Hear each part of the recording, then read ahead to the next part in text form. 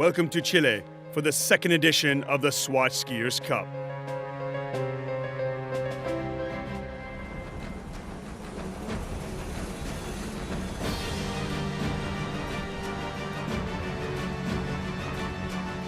High up in the Andes, Europe and the Americas will battle it out again to determine which continent can lay claim to world free skiing supremacy.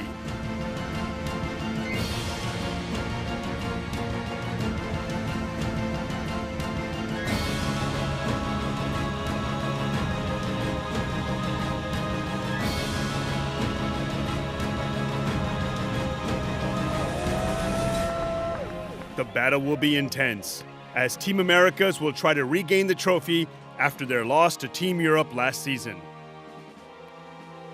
This is the Swatch Skiers Cup 2012. Each continent's team is composed of 8 riders, representing the very best free ski talent from their part of the world. 2 emblematic captains are leading their teams into the fray. Europe led by Sverre LILIEQUIST and the Americas by Cody TOWNSEND. So yeah, the format is there's 2 teams of 8, 8 guys from the Americas, 8 guys from Europe, and you match up 1-on-1, and that's the only point system. There's 1 point. There's 1 winner of each match, and you total up the winners at the end. It's a very simple concept. So the thought behind Skiers Cup is to gather different types of skiers in the same competition. So we have big mountain skiing as well as backcountry freestyle. You have to be able to deliver in both. The jibbers hopefully are finding it a bit scary to stand on top of a big face, but they deliver in the same way as I do. I normally ski big mountains, but now I have to get in the park and do flips and stuff. It's a way to move the sport forward. Ett sätt att utveckla sporten framåt.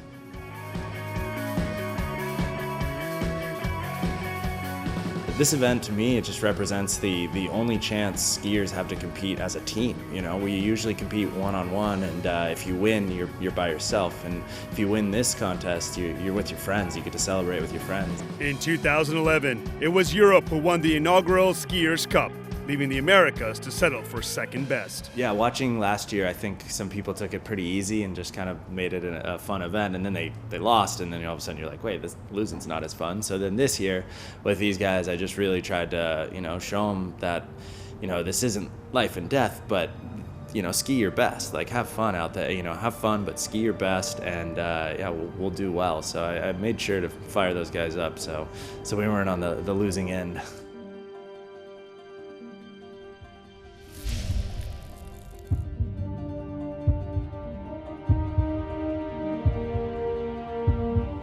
I've got the best skiers on my team. I just have to use them correctly to win.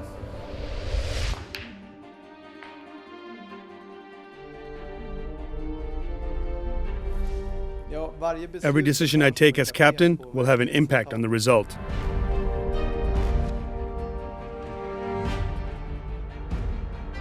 The strategy that goes into that is, it's up to the captain. You can go against strength, or maybe go strength and weakness and lose a point, but take a point somewhere else. I personally tried to play who I thought would ski better because of the person next to him. To finish strong, I'll place the ones I believe have a strong mental focus on winning in the last few heats to get that extra point. Because if it's close, they will have a chance to decide the outcome. I slutet av rankingen, bland de sista heaten, för att om det blir tight så har de chansen att avgöra. Even with the best team and the best guys, you can't predict what's going to happen in the mountains. The first test will take our skiers to the big mountain course, where some will excel on the steep terrain and others will do anything they can to stay on their feet. It all takes place in a remote valley of the Andes at over 4,000 meters altitude. This venue offers a multitude of options for the skiers and plenty of chances to bust big, original lines. The contest begins, and the first duel is between American Cody TOWNSEND and his Kiwi rival, Sam Smoothie. First up will be TOWNSEND, firing off the first cliff jump for Team Americas and setting the stage. It's all in for the team captain.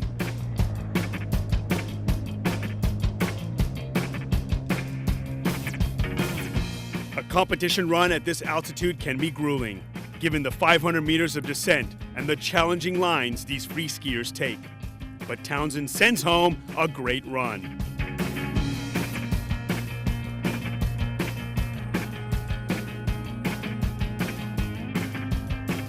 Really high elevation in Chile. Sam Smoothie now steps up to counter Townsend's run for Team Europe. This powerhouse skier finished strong last season, but he's got a tough challenge ahead after Townsend's clean run.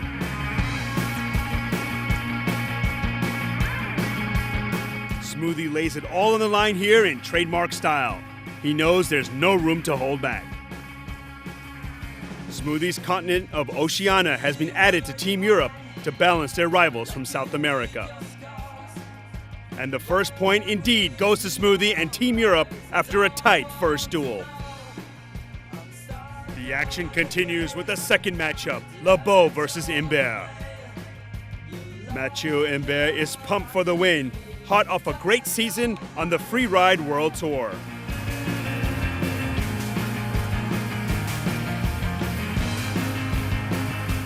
But he goes straight over the handlebars on his first drop after losing his skis, resulting in an incredible tomahawk-style crash.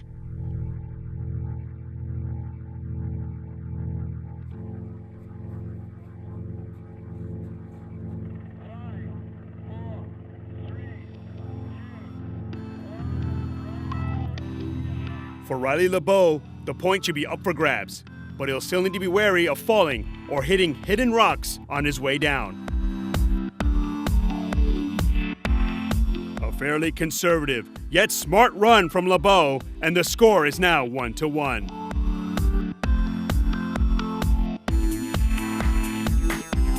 Balancing aggressiveness with risk is a major factor in this contest format.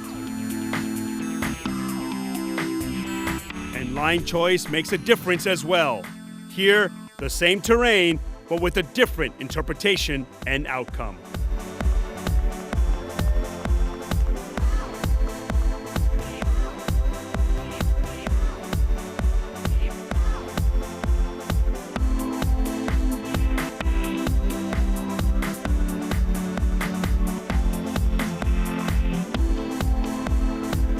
And one more point for Team Americas from Casey Dean. On to the next duel, and we find French free ski superstar Richard Permont at the top.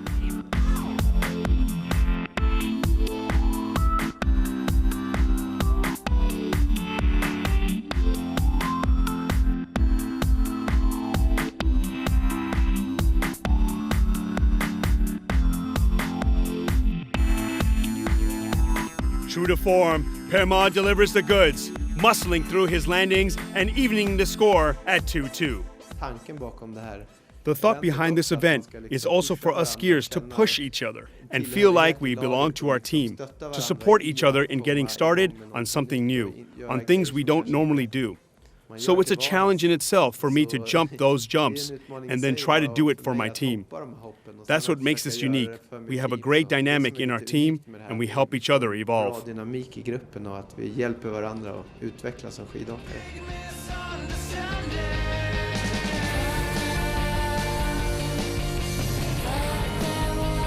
Team Captain LILIEQUIST wins his duel and thus finishes the first round of Big Mountain competition.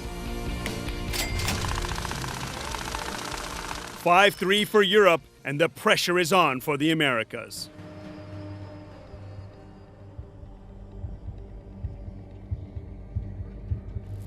You know, I lost my heat. Unfortunately, that was my first run in 4 months, and I just didn't quite put it together. And then a couple other people had some bad luck, and all of a sudden we're down 3-5. And last year, the Team Americas pretty much lost the competition in the first day. They got so far down so quickly they couldn't make it back up. And after our first heat, I see we were down, and I was really nervous that history was going to repeat itself.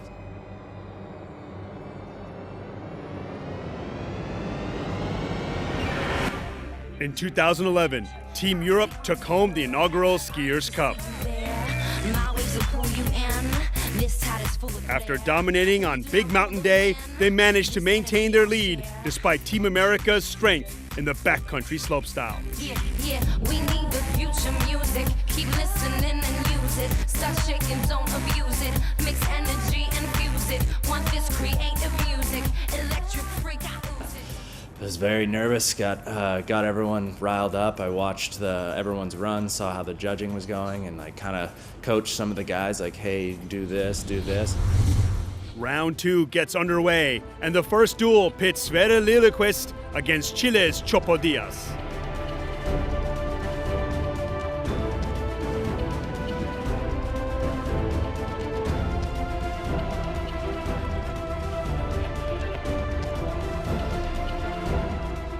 This native Chilean is riding on his home mountains, at ease at this high altitude. Diaz delivers a solid run, making it look easy. Straight out of the gate, LILIEQUIST is holding nothing back yet again.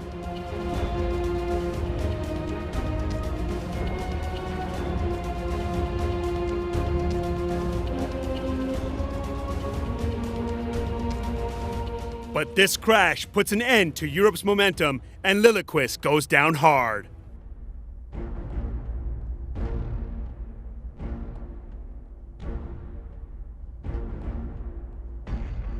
Sweden's Jakob Wester crashes as well.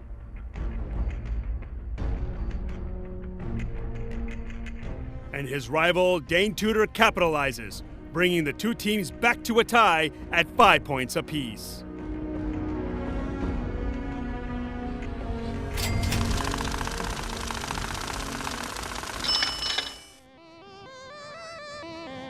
Marcus Eder is a young Italian free skier with flair. On paper, he's a pure freestyler, but proved at last year's event that he could be a huge asset to the team on Big Mountain Day as well.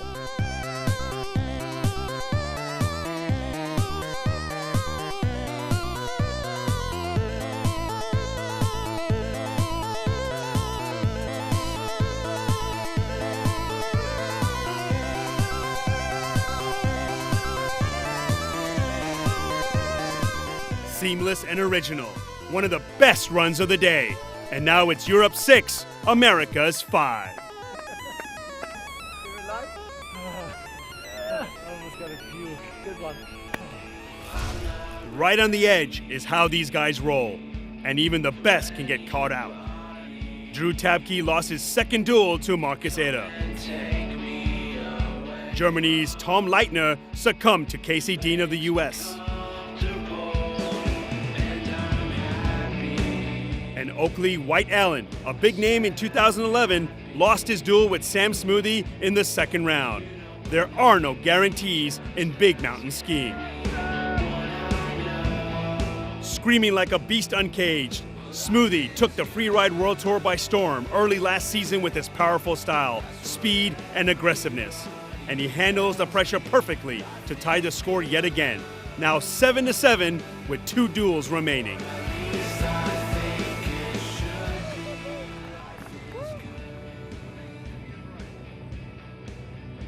Typical skiing, if you fall or do something bad, you let yourself down, and all of a sudden you could let your whole team down. So there's a different level of pressure there.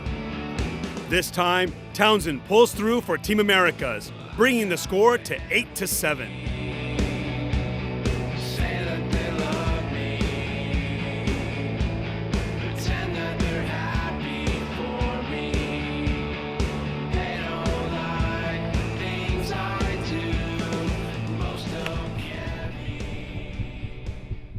Following an injury for Team Americas, Chopo Diaz is called back to action for a third run of the day and is heli-lifted back to the top.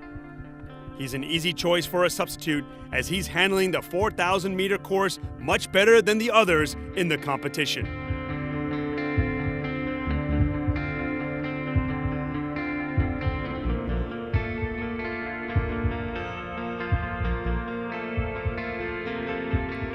Diaz does it again, a very smooth run, and the final head-to-head match will go down to the wire. And the final skier of the day will be France's Mathieu Imbert. His first run resulted in a crash, so he'll need to stay truly focused. Imber keeps himself in check and could have a good chance of winning this duel. And he does it! Pushing harder than Diaz, Imber manages a win and tie the continents at 8 apiece at the end of the Big Mountain segment. Final score 8-8. Couldn't ask for more. It makes it even better for the backcountry slopestyle. I'm stoked. Going into slopestyle, the team definitely knows that they can pull this off. On paper, Europe may look stronger. Team Europe indeed has in its ranks some of the finest freestylers in the world. Marcus Ader, Jakob Wester, and young ripper Paddy Graham. This young Brit has a unique story. Born and raised in Sheffield, he mastered his craft by skiing on artificial slopes in his hometown. And the dry slope's a big plastic slope and it's made out of kind of like a toothbrush. It's not really comparable to snow when I think about it now, but that's where I started and it was a lot of fun. They got a jump and ever since the first day I clicked my boots in, I haven't taken them off. So I think there's a lot of pressure on myself for the slopestyle day. It's definitely my preferred discipline. After the first day, the whole team was really fired up that we made up so much ground, that we were down and came all the way back. And so I think those guys all of a sudden knew that we could do this. We've got it. 4 days, a team of shapers led by David Nee has been building the backcountry slopestyle course beside Valle Nevado Resort. The snow is not the best this year. It's less than last year and it's been really warm the last 3 days when we start building. But it seems like we're going to get a little bit of snow on Wednesday, Thursday, so we pray for that. Slopestyle contest day arrives, but snow conditions are questionable to hold the event, as little snow has fallen and temperatures have remained high. The group gathers to discuss the options. I don't think it's going to change. I mean, like when Sverre and I checked it, it was still punchy.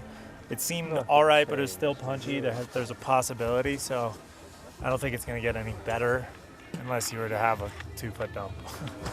Okay, so for everybody on this channel, we are on hold due to snow conditions which are not sufficient to go for a first run. Yeah, right now we were hoping that little extra snow we had the day before would make a difference for the course, but apparently it hasn't. It was clear sky all night, so the snow is still too hard to jump.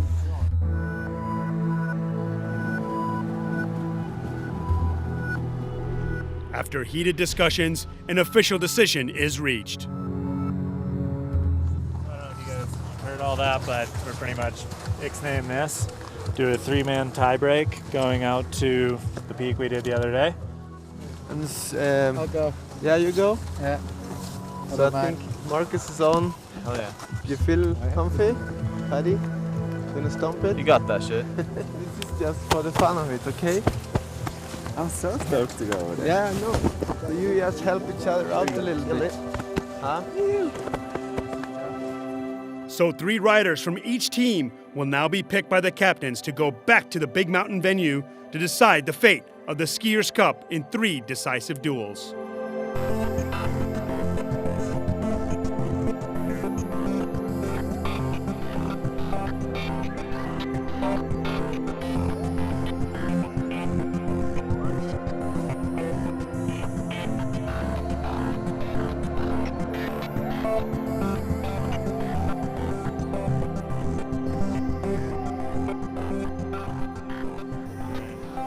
As the captain, I have to make the right decisions, put us in the place to win.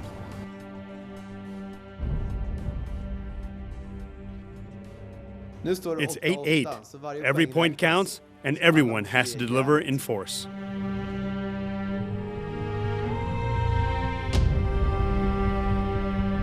The pressure is intense as the whole competition will come down to a handful of riders standing atop the mountain.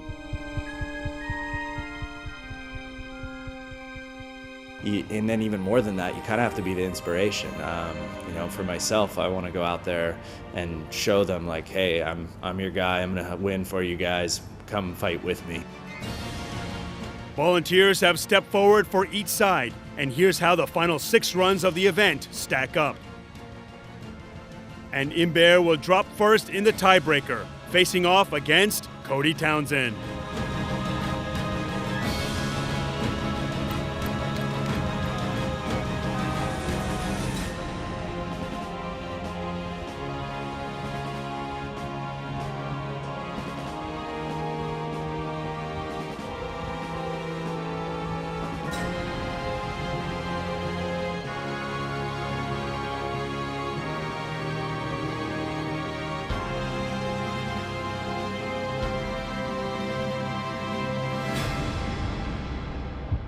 A fine showing overall from Imbert, but a crash towards the end could mean a point for Team Americas.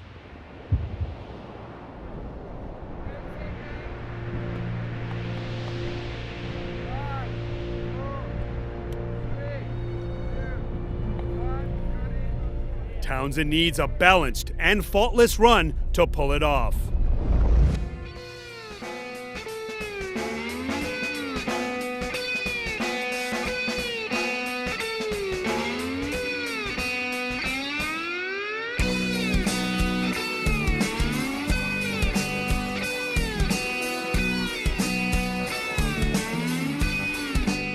He charges his line from top to bottom. Spectacular skiing by the American for the first win. A classic matchup for the second duel of the final, Diaz versus Eda. Hopping in the start, Diaz is fired up for a win. His teammates are relying on his knowledge of the terrain, making him an easy choice for this super final. He has issues on his first landing after a 360. A close call for the Chilean, but he stays on his skis.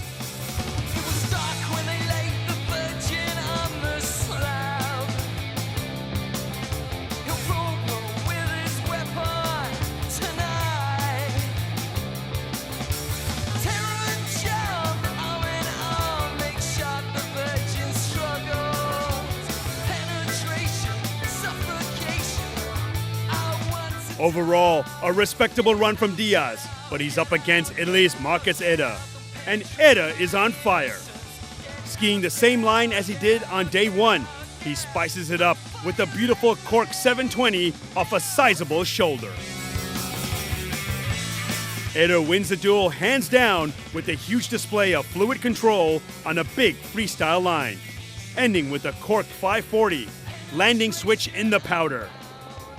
This brings the score to 9-9, a riveting battle with only one duel left to decide it all. Casey Dean versus Paddy Graham. After my second run last time, I just wanted to go up again, and it was a perfect opportunity. The guys were confident that I can go up and represent the team the way they want me to. So with that confidence behind you, like you've got to do your best and have a good time. This is a key moment for the young Brit free skier. Intense pressure.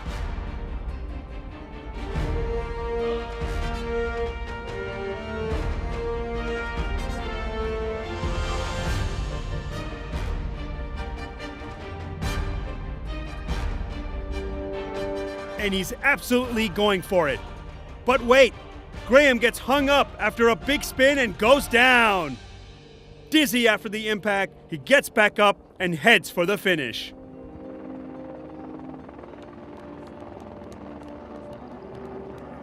With the score still tied at 9, the last skier down will be American Casey Dean. He's got a wide open field below to nab that last point for the win after Graham's crash. Nice backflip off the top cliff. And good jumps lower on the venue. And it's clear, Dean has weighed the risks correctly. But his skis stick and he tumbles on a landing, but quickly recovers.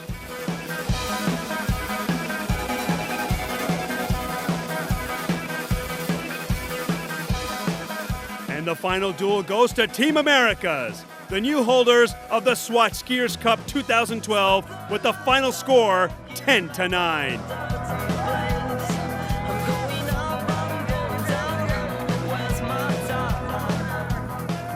Stoked. It was so fun to come away with the win. It was really, really cool to be like the last minute captain, and I felt the pressure, and but I knew I had a good team, and just winning is really cool. But more than anything, everyone had a lot of fun. The skiing was all time. The show was amazing. Like, the Europeans skied so well, and it was such a narrow victory. I mean, tied all the way up until the very last run.